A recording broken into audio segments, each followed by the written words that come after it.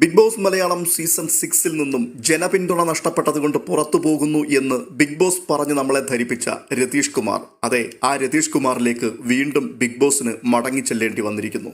ഈ സീസണിന്റെ വലിയൊരു ഗതികേടിലേക്കാണ് ഈ ഒരു നടപടി വിരൽ ചൂണ്ടുന്നത്. എന്തുകൊണ്ടാണ് ഇങ്ങനെയൊരു നടപടിയിലേക്ക് ബിഗ് ബോസിന് പോകേണ്ടി വരുന്നത്? ഇപ്പോൾ ആ വീട്ടിലുള്ള കണ്ടസ്റ്റൻസിന്റെ നിലവാരവും അവരുടെ പ്രകടനവും വെച്ച് നോക്കിയാൽ നമുക്ക് കൃത്യമായി അതിന് ഉത്തരം ഒറ്റ വാക്കിൽ പറയാൻ കഴിയും. സായി വെറും വാഴയായി മാറുന്നു, സിജോ കാട്ടുതീയായി മാറും എന്നൊക്കെ വലിയ വാചകമടിച്ചെങ്കിലും നാക്കേൽ മാത്രമേ ഉള്ളൂ കാട്ടുതീ, അല്ലാതെ യാതൊരു തരത്തിലും ഈ ഷോയെ മുൻപോട്ട് കൊണ്ടുപോകുവാൻ, ട്വിസ്റ്റ് കൊണ്ടുവരുവാൻ കഴിയുന്ന ഒരാളല്ല എന്നുള്ളത് ഇതിനോടകം ഏറെക്കുറെ പ്രേക്ഷകർക്ക് മനസ്സിലാക്കാൻ കഴിഞ്ഞിട്ടുള്ള കാര്യമാണ്.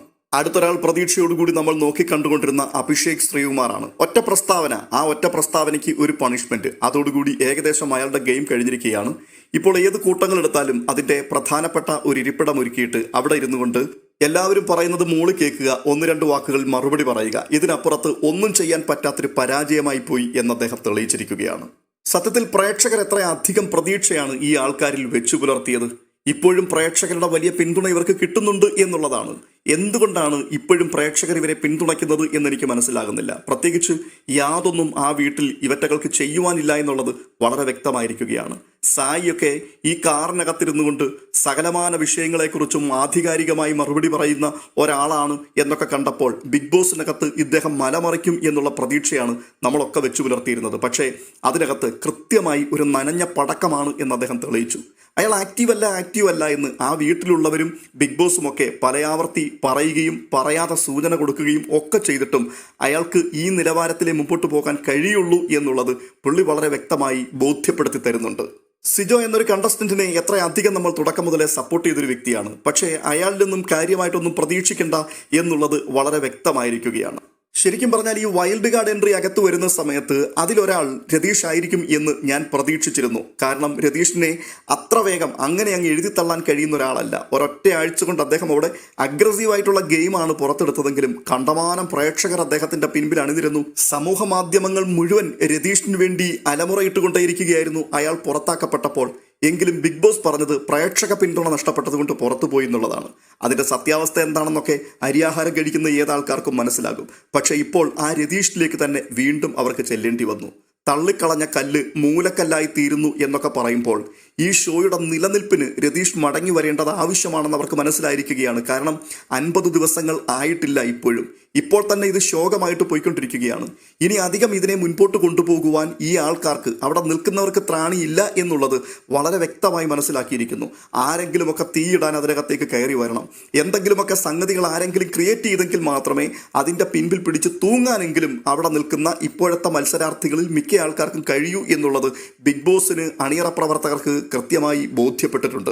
ബിഗ് ബോസ് ശരിക്കും പ്രതീക്ഷിച്ചിരുന്ന ഒരു കാര്യം ഇക്കുറി ജാസ്മിൻ ഗബ്രി കോംബോയെ വെച്ചുകൊണ്ട് ഈ സീസൺ ഓടിച്ചു തീർക്കാം എന്നുള്ളതായിരുന്നു. പക്ഷേ ജനത്തെ വെറുപ്പിച്ച് പണ്ടാരമടങ്ങി ജാസ്മിൻ്റെയും ഗബ്രിയുടെയും മുഖം കാണുമ്പോഴേ ആൾക്കാർ ഇവരുടെ ഡിവൈസ് ഓഫ് ചെയ്തിട്ട് പോകുന്ന ഒരു സാഹചര്യത്തിലേക്ക് കാര്യങ്ങൾ എത്തിയിരിക്കുകയാണ്. എന്നിട്ടും മറ്റൊരു കണ്ടന്റ് ഇല്ലാത്തത് കൊണ്ട് അത് തന്നെ ബിഗ് ബോസിന് എയർ ചെയ്യേണ്ടി വരികയാണ്. ബിഗ് ബോസിൽ നിന്നും ഈ സീസണിൽ പടിയിറങ്ങി പുറത്തേക്ക് പോകേണ്ടി വന്ന കോമണർ ആയിരുന്ന നിഷാന കഴിഞ്ഞ ദിവസം ഒരു വീഡിയോ പ്ലേ ചെയ്തുകൊണ്ട് സംസാരിക്കുകയാണ്. 1.5 മണിക്കൂറായിട്ട് ലൈവ് ഓൺ ചെയ്തു വെച്ചിരിക്കുകയാണ്. ഗബ്രിയുടെയും ജാസ്മിന്റെയും പോച്ചയടി അല്ലാതെ വേറൊന്നും അതിനകത്ത് കാണുവാൻ കഴിയുന്നില്ല. എന്തൊരവസ്ഥയാണിത്. അപ്പോൾ അതിനകത്തുനിന്ന് വന്നൊരു കണ്ടസ്റ്റന്റ് തന്നെ പുറം ലോകത്ത് ഇങ്ങനെയൊക്കെ പറയുമ്പോൾ അതുണ്ടാക്കുന്ന ഇമ്പാക്റ്റ് വളരെ വലുതാണ് എന്നുള്ളത് ബിഗ് ബോസിന് നന്നായിട്ട് അറിയാം. എങ്കിൽ പിന്നെ ഇത് കാണിക്കാതിരുന്നുകൂടെ? ക്യാമറ മറ്റാരിലേക്കെങ്കിലും തിരിച്ചു വെക്കൂ.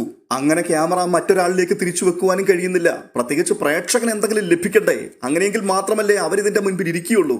അതൊന്നും ഇതിനകത്ത് ആർക്കും ചെയ്യാൻ കഴിയില്ല. ഈ തിരിച്ചറിവിലാണ് വീണ്ടും രതീഷിലേക്ക് തന്നെ ബിഗ് ബോസ് ക്യാമറ സൂം ചെയ്യാൻ തീരുമാനിച്ചിരിക്കുന്നത്. വൈൽഡ് കാർഡായി വന്നവരിൽ ക്ലിക്കായ ഒരേ ഒരു വ്യക്തി മാത്രമേ ഉള്ളത് സിബിനാണ്. സിബിൻ ഉണ്ടാക്കിയ ഒരു ഓളം അത്ര നിസ്സാരമായിരുന്നില്ല. അദ്ദേഹം തികച്ചും ഒരു എന്റർടൈനർ തന്നെയാണ്, മൈൻഡ് ഗെയിമറാണ്. വളരെ മനോഹരമായിട്ടായിരുന്നു അയാൾ ഗെയിം കളിച്ച് മുൻപോട്ട് പോയിക്കൊണ്ടിരുന്നത്. പക്ഷേ നിർഭാഗ്യകരമെന്ന് പറയട്ടെ, സിബിനും ഇടയ്ക്ക് വെച്ച് വെട്ടി വീഴ്ത്തപ്പെട്ടു. സിബിൻ പുറത്താക്കപ്പെട്ടതിൽ ഒരാളിനെ മാത്രം എനിക്ക് കുറ്റപ്പെടുത്തുവാൻ തോന്നുന്നില്ല.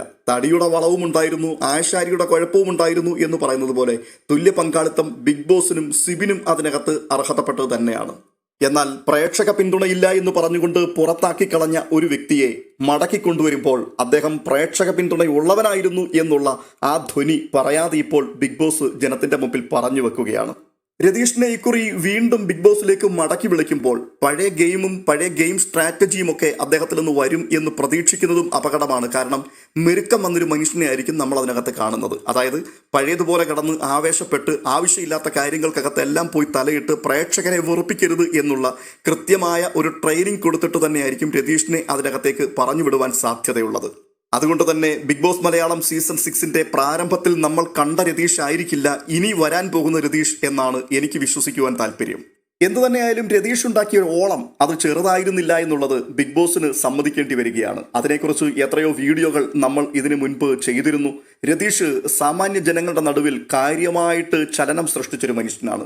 പക്ഷെ അദ്ദേഹത്തെ അവിടെ പിടിച്ചു നിർത്താതിരിക്കുവാൻ വേണ്ടി എന്തൊക്കെയോ കളികൾ അതിൻ്റെ പിൻപിൽ നടന്നിട്ടുണ്ട്. അതിനകത്ത് പ്രധാനപ്പെട്ട ഒരു കണ്ണിയായി മാറിയത് അന്ന് കൂടെ ഉണ്ടായിരുന്ന സുരേഷാണ്. സുരേഷുമായിട്ടുള്ള സംസാരങ്ങളാണ്.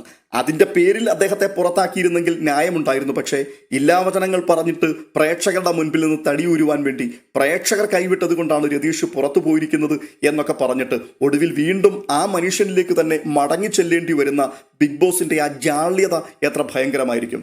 ഇപ്പോഴറിയുവാൻ കഴിയുന്നത് എന്തായാലും ബിഗ് ബോസിനുള്ളിലേക്ക് രതീഷ് പ്രവേശിച്ചു കഴിഞ്ഞിരിക്കുന്നു എന്നുള്ളതാണ്. രതീഷ് ബിഗ് ബോസിൽ നിന്ന് പുറത്തായതിനു ശേഷം സോഷ്യൽ മീഡിയയിൽ നടന്ന പല ചർച്ചകളും ബിഗ് ബോസിന്റെ പിന്നാമ്പുറത്ത് നിന്ന് വീണ് കിട്ടിയ പല അഭിപ്രായങ്ങളും ക്രോഡീകരിച്ചാൽ ഇങ്ങനെ ഒരു ചിന്തയിലേക്ക് നമുക്ക് എത്തിച്ചേരുവാൻ കഴിയും.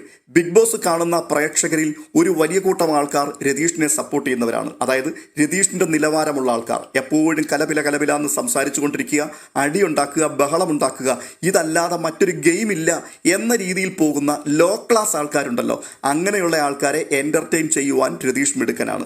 പക്ഷേ ഇച്ചിരി ഹൈ ക്ലാസ് ആൾക്കാർ, സമാധാന ചിത്തരായിട്ടുള്ളൊരു കൂട്ടം ആൾക്കാർ, നല്ല എന്റർടൈൻമെന്റുകൾ ഇഷ്ടപ്പെടുന്ന ആൾക്കാർ, സമൂഹത്തിൽ നിലയും വിലയുമുള്ള കൊള്ളാവുന്ന ഒരു കൂട്ടം ആൾക്കാർ, അങ്ങനെയുള്ള ആൾക്കാരെ എന്റർടൈൻ ചെയ്യിക്കുവാൻ രതീഷിന് കഴിയില്ല. അവർ TV ഓഫ് ചെയ്യും. രതീഷിനെ അവർ ഇഷ്ടപ്പെടില്ല. അതുകൊണ്ട് വമ്പന്മാരെ പിടിച്ചിരുത്തുവാൻ രതീഷ് അതിനകത്ത് വേണ്ട എന്നൊരു തീരുമാനത്തിലേക്കാണ് ബിഗ് ബോസ് എത്തിയതെന്ന്. ഇത് ചർച്ചയാണ് കേട്ടോ. അന്ന് ഉരുത്തിരിഞ്ഞു വന്ന പല ചർച്ചകളുടെ പ്രസക്തമായൊരു ഭാഗമാണ് ഞാനിപ്പോൾ പറഞ്ഞു വിടുന്നത്. എന്ന് വെച്ചാൽ രതീഷ് വെറും ലോക്കലാണ് എന്നുള്ളത്. പക്ഷേ ഈ സീസൺ താഴെ പോകാതിരിക്കുവാൻ ആ ലോക്കലായിട്ടുള്ള ആളിനെ തന്നെ തിരിച്ചു വീണ്ടും മടക്കി ബിഗ് ബോസിന് കൊണ്ടുവരേണ്ടി വരുന്നു എന്ന് പറയുമ്പോൾ കാൽച്ചുവട്ടിലെ മണ്ണൊലിച്ചു പോയി തുടങ്ങിയിരിക്കുന്നു. ബിഗ് ബോസിന് പിടിച്ചു നിൽക്കുവാൻ പാടുപെടേണ്ടി വരുന്നു എന്നുള്ളത് തന്നെയാണ് നമുക്ക് ലഭ്യമാകുന്ന പ്രധാനപ്പെട്ട ഒരു സൂചന. എന്തായാലും ബിഗ് ബോസ് വീട്ടിലേക്ക് രതീഷ് കുമാർ എന്ന മത്സരാർത്ഥി മടങ്ങിക്കേറുന്നതിൽ വളരെയധികം ആഹ്ലാദിക്കുന്ന ഒരു വ്യക്തിയാണ് ഞാൻ. കാരണം തുടക്കം മുതൽ തന്നെ ഒരു ബിഗ് ബോസ് പ്രേക്ഷകൻ എന്ന നിലയിൽ രതീഷ് കുമാറിന്റെ ഗെയിമിനെ എല്ലാം അല്ലെങ്കിലും പലതിനെയും സപ്പോർട്ട് ചെയ്തൊരു വ്യക്തി തന്നെയാണ്. അതുകൊണ്ട് തന്നെ അദ്ദേഹം ബിഗ് ബോസ് മലയാളം സീസൺ 6ൽ വീണ്ടും മടങ്ങിയെത്തുകയും അദ്ദേഹത്തിന്റെ ഗെയിം അതിശക്തമായി അവിടെ വീണ്ടും ആവിഷ്കരിക്കപ്പെടുകയും ഒക്കെ ചെയ്യുമ്പോൾ അതെന്തായിരിക്കും, എങ്ങനെയായിരിക്കും, ഇപ്പോഴെയുള്ള ആൾക്കാർ നിലംപരിച്ചായി പോകുമോ, അതോ ഒടുവിൽ ഈ തള്ളപ്പെട്ട രതീഷ് തന്നെ കപ്പുയർത്തുമോ എന്നൊക്കെയുള്ളത് കാണാനുള്ള വലിയ കൗതുകമുണ്ട്. നമുക്ക് കാത്തിരിക്കാം രതീഷിന്റെ മടങ്ങിവരവിന് വേണ്ടി. മറ്റൊരു അപ്ഡേഷനുമായി വീണ്ടും കാണാം.